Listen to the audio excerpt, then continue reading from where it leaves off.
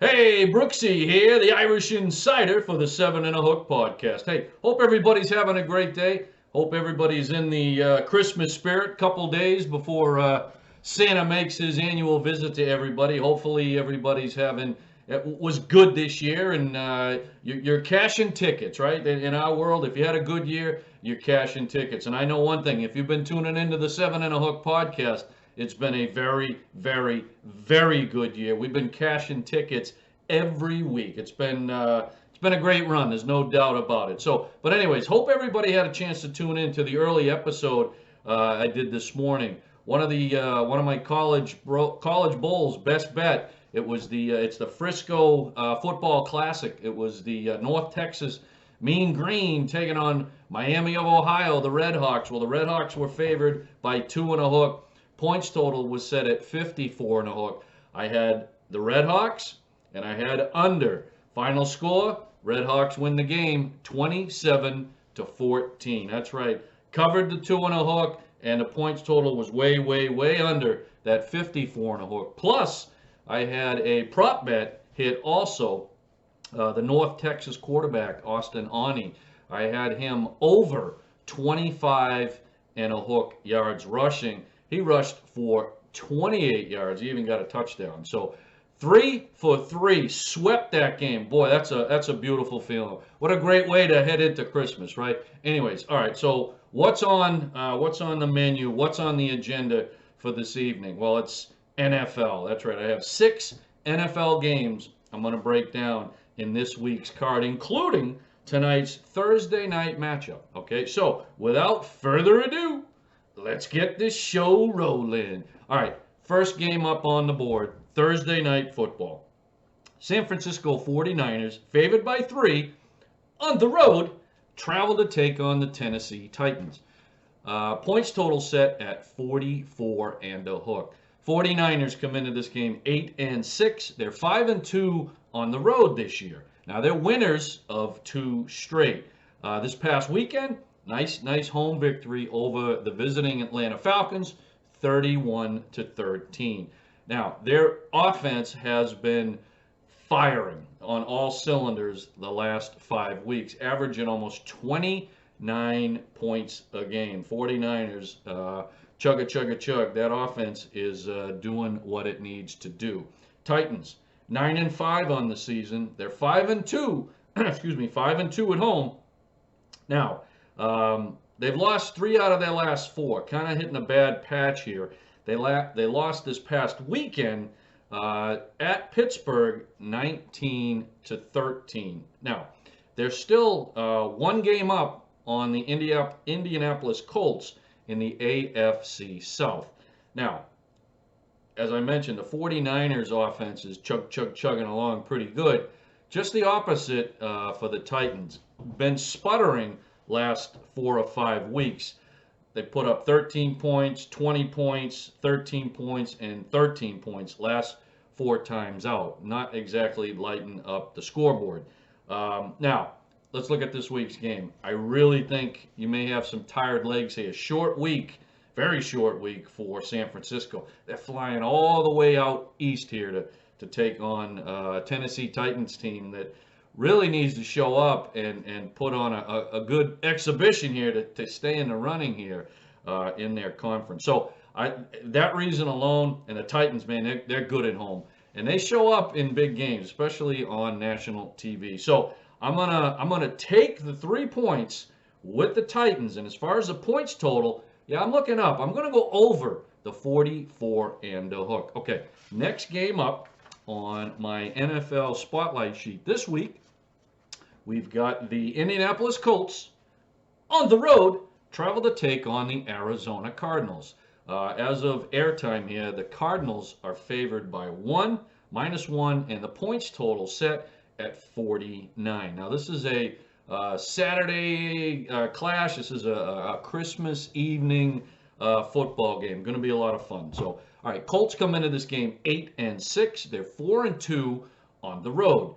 Now, they're winners of their last 2. Okay, matter of fact, they're winners 4 out of their last 5. Playing some good football. Then they're coming off a 27-17 win at home against the Patriots. Now, Colts, they sit right now 1 game behind the team we just talked about, the Titans, in the AFC South. Cardinals, kind of hitting a bad patch here. They're losers of 2 straight. And last week, lost to the Detroit Lions. Yeah, that Detroit Lions that only had 1 win.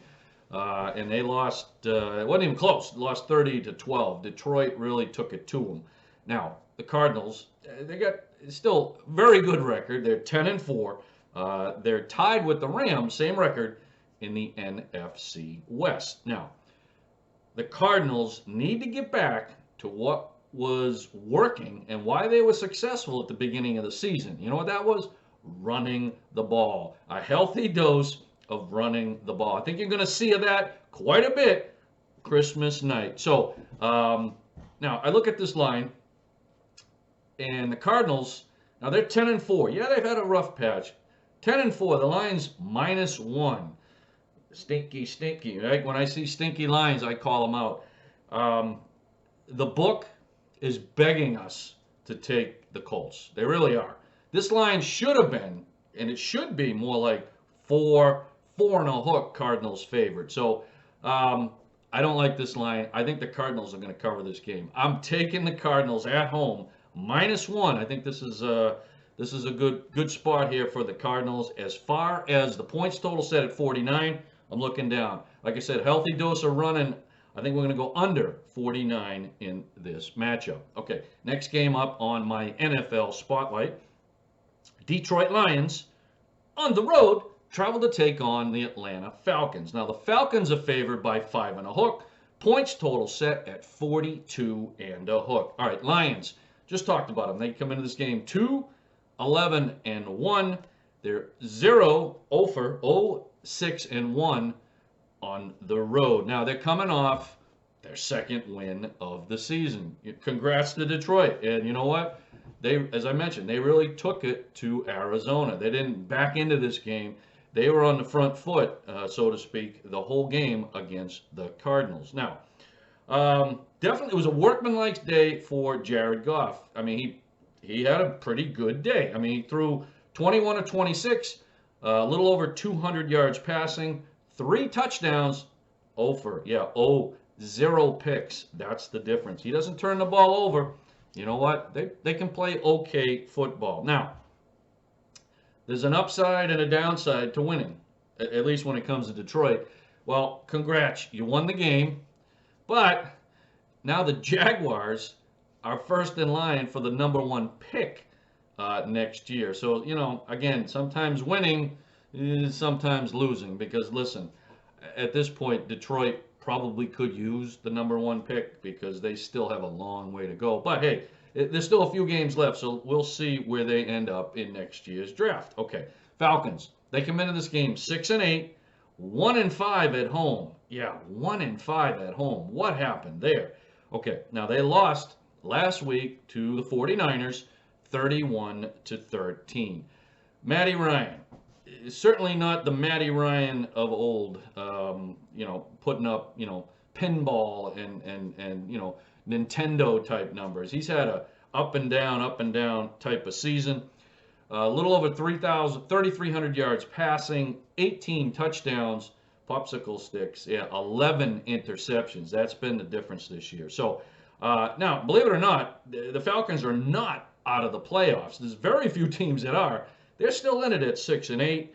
They need this game for sure. Listen, time for a little home cooking. Look for Matty Ryan to have a very, very good day against a depleted and pretty weak secondary for the Lions. I'm going to take the Falcons, so I'm going to lay the 5 and a hook. And as far as the points total, yeah, I'm looking up. This is a game that I think you're going to see some points. So I'm going over 42 and a hook. Okay, next game up on my spotlight sheet. Tampa Bay Buccaneers, favored by 10 and a hook, on the road, travel to take on the Carolina Panthers. Now, the points total set here at 40. I have 49. So we're going to go with 49. It might be off, but I'll have to double check. Anyways, 49. Bucks come into this game 10-4. They're 4-3 on the road. Okay, now they sit atop the NFC South. New Orleans, who's in second, a distant second, is currently 7-7. So big difference in wins and losses there. Now the Bucks. Speaking of New Orleans, they're coming off an embarrassing loss last week, 9 and then over. Yeah, 9-0. They lost to at home to New Orleans. You know what? Not only did they lose the game, but they lost some players due to injury. Yeah. So and COVID and everything else, they are a depleted bunch. That is for sure. Now Chris Godwin, wide receiver, now he is out for the season. On their injury list, you got Leonard Fournette, you got Mike Evans, Antoine Winfield, Richard Sherman. I mean, they're pretty desperate right now. They literally signed Le'Veon Bell to serve as a running back. So they're just trying to find bodies at this point. So all right, Panthers. They come into this game 5-9, 2-5 at home. Now they're losers of 4 straight. Last week they traveled to Buffalo. They got pretty much run out of the building, 31-14. I don't think the game was even that close, but the score is the score. But to me, that was more of like a 40-7 type of game. Carolina was never in it. Cam Newton, Superman. Again, I say it every week.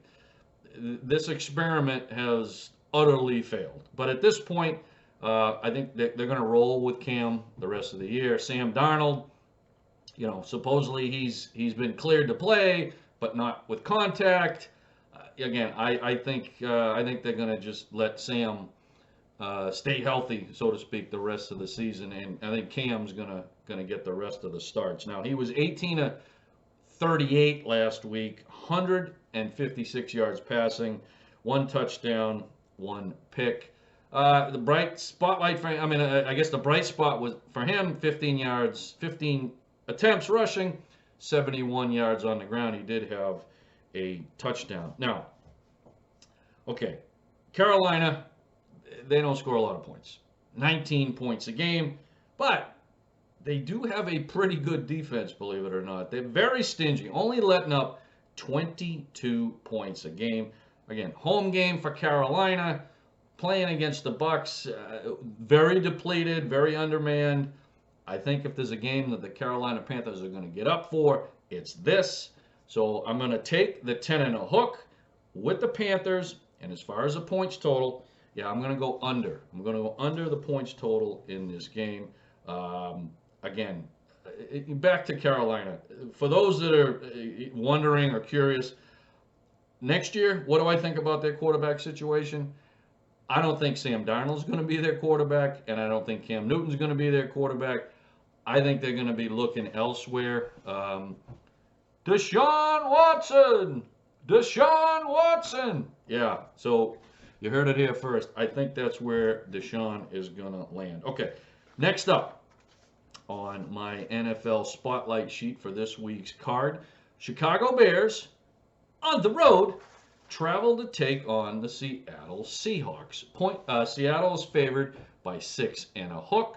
Points total set at 43. All right, so you got the Bears. They come into this game 4-10. They're 2-5 away from home on the road. Now losers of 3 straight, coming off a Monday night home loss to the Vikings, 17-9. Now, literally, those that watched the game, and I did, and I watch most football games, the Bears did everything they could to make sure the Vikings won that game. I mean, it was sad to watch. I mean, 3 fumbles from the Bears. They actually fumbled 4 times, and they kept one of them, but 3 fumbles gave it right back to the Vikings. And again, they literally handed the Vikings a win. The Vikings didn't play that well. Okay, they only scored 17 points. But again, the Bears turned the ball over 3 times. You can't win games in the NFL doing that. It doesn't matter. All right, Seattle. They come into this game 5-9. They're 2-4 at home. Now, they were eliminated from the playoffs last week, 20-10 at the hands of the Rams. That was a Tuesday night game. All right, now, looks like the end of the road for Russell Wilson, not in football, but in Seattle. I think this is his swan song. They didn't make the playoffs. It's time for a change. And I also think it's the end of the road for Pete Carroll. So I think these two Seattle legends, whatever you want to call them, they've been there a long time. I think they're both going to be in different places next year. Maybe Pete Carroll's not even coaching, but Russell Wilson will be playing football next year. It just won't be in Seattle. So this game, along with next week against Detroit, are the last two home games for, in essence, for Russell Wilson in Seattle. Look for him this week to put up some really, really good numbers, some big numbers. Seattle's been not good at home. That is not historic.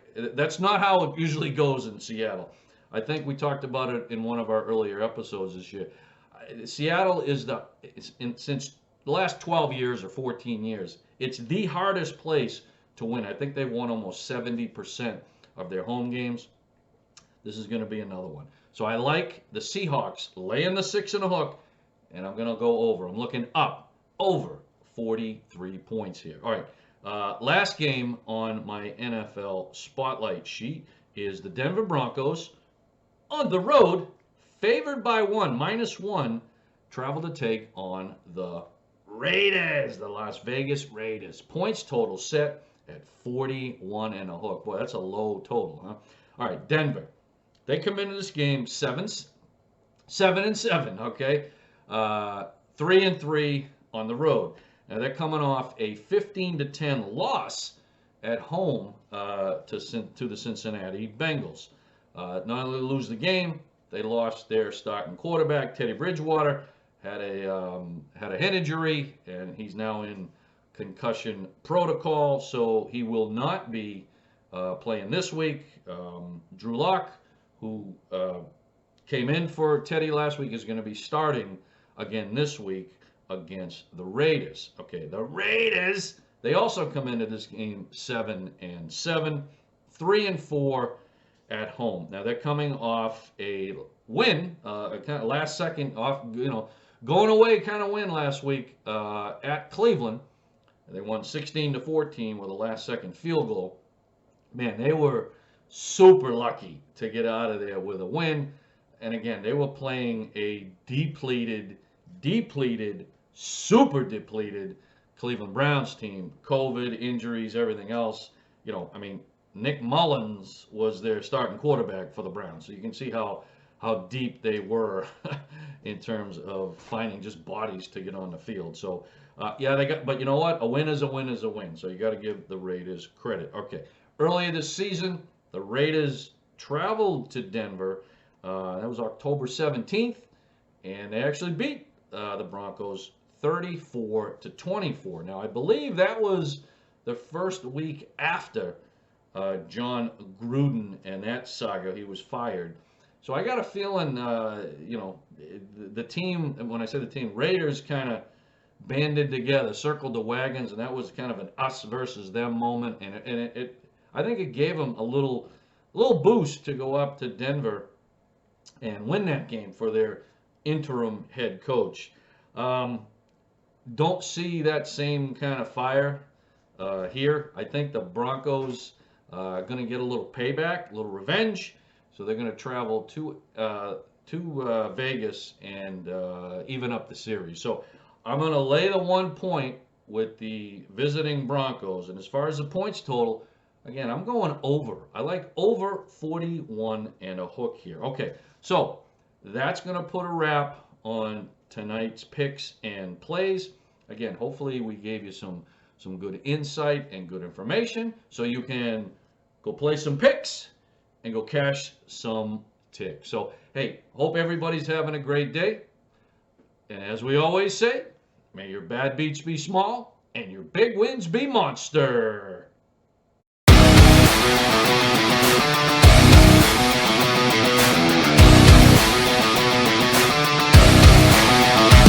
Thanks again for tuning in to the 7 and a Hook podcast. Until next time, May your bad beats be small and your big wins be monster.